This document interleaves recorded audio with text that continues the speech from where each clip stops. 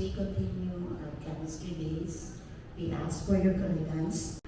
Wow, I see a lot of future Nobel Prize winners in this room. Department.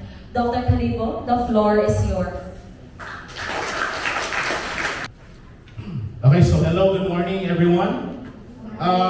Siguro before I start my presentation, I would like to give my utmost respect to Dr. Flora, the head of the chemistry department, for inviting me here. And of course, the presence of the other faculty and the students, of course, of Silliman University. Also, I would like to pay homage to my mentors from kinetic energies. So meron tayong mga kinetic energy of electrons, kinetic energy of the nuclei, and their electrostatic interactions. So, Experiment. This is your chance to mix up your thoughts and see what new ideas emerge. To moderate the open forum, we have Ma'am Lady G.P. N. Pertosa, the advisor of the Silliman University Chemical Society.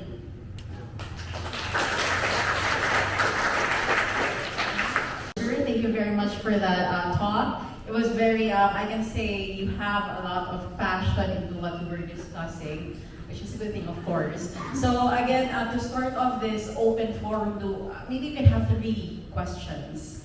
Do we have any from the audience? And your course and your year level. Hello, good noon, sir. My name is Kyle. I'm a second year chemistry major. My question is, since I assume the parameters used would be based on real life data, or I want to ask Mark, because you're looking at the open electronic properties of a single peroxide. Like that. However, when you say priority, we started with the computations. So if ever we have this certain, say I have a computational model, right? So how can I say that my computational model is number 1, accurate? Because kung analytical method now, we have accuracy, we base it against a theoretical. But this one, it's a theoretical, so we're going to base this theoretical. Student.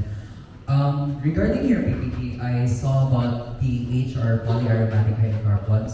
Actually, I am